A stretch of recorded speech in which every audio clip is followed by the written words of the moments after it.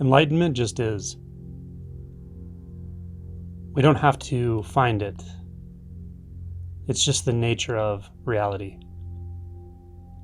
There's no one in it. There's no separate entity enjoying it. There's no one and nothing apart from raw, unfiltered reality to observe it, categorize it, capture it, discuss it, share it. This is not a process of self-refinement.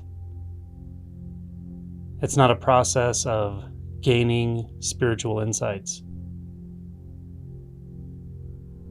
It's not a process of finding your true nature. If anything, it's a process of seeing reality so clearly, so closely, without filters, that the undivided truth just overtakes you. It becomes the only possible way of experiencing. Non-dual experience, non-dual realization is a component of this, and it's illustrative in that we don't have to find a place where we feel merged or unified. That's already here. We don't have to merge with an object to experience non-dual. It's a matter of seeing without the filters of separation, without the filters of subject and object. Seeing in such a way that we forget what we thought we knew about the body, the mind, the objects of seeing, labels, distance, photons, retina, optic nerves. When we forget all of that and just the seeing remains, then non-dual has a chance to reveal itself. The seeing is just what's there, not seen by anyone. Requires no effort, no processing. There's nothing to capture it. It's self-revealing, self-obvious, self-supporting. Just that visual experience with no experiencer, no distance. So non-dual is just the way it is, when our mind isn't telling us a story about how it is, or why it is, or where it is. It's here and there. When seeing just sees, when there's just that visual, non-dualistic experience, then the sense of here and there collapse. They're not needed. The sense of purpose, as far as this experience, is also not needed. We don't need to understand. We don't need to label. We don't need to apply effort. We don't need to meditate for seeing to see, because it's always this way. So just allow the seeing to be what it is. Don't add to it.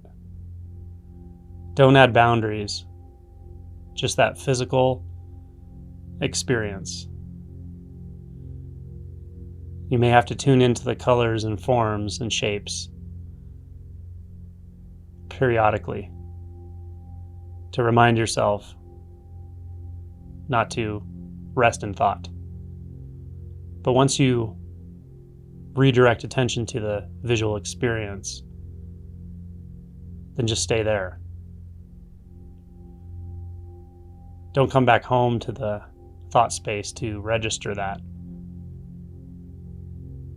You don't need to check in to make sure you're doing okay or to see whether you're experiencing something special. You don't need to come back home to categorize or catalog this experience. Just stay in the experience, just the visual experience. Does it have a boundary if we don't reference the thoughts? Does it have a distance if we don't think about it? Does it have a location if we don't imagine a space, a room we're in, a body we inhabit? Distance is a thought. The raw experience of seeing is not a thought. It's just what it is. Is it close or far? Can you ask yourself the question, is it close or far? And then reference only the visual experience for the answer? Meaning you're not referencing a thought. You don't need a word answer. So just the visual experience. Is it close or far?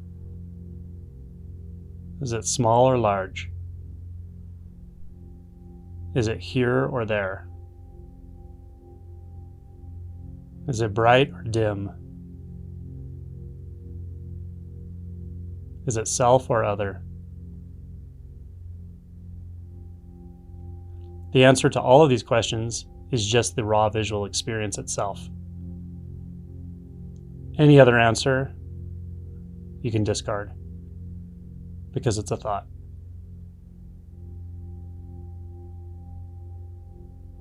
Is it good or bad? Is it important or unimportant? Is it the right or wrong experience?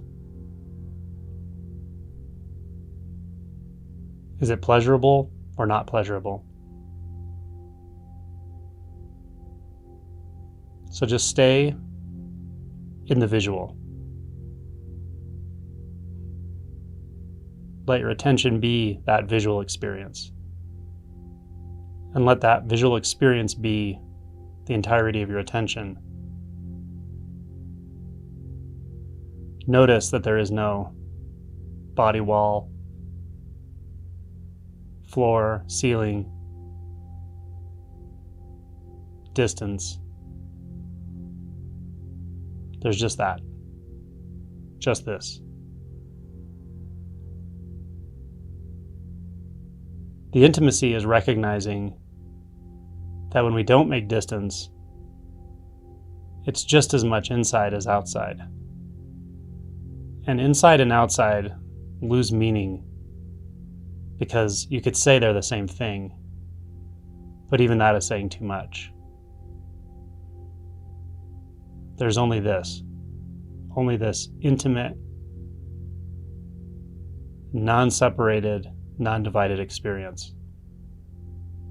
Seeing sees. Not happening to someone. Not happening for a purpose. Not coming or going.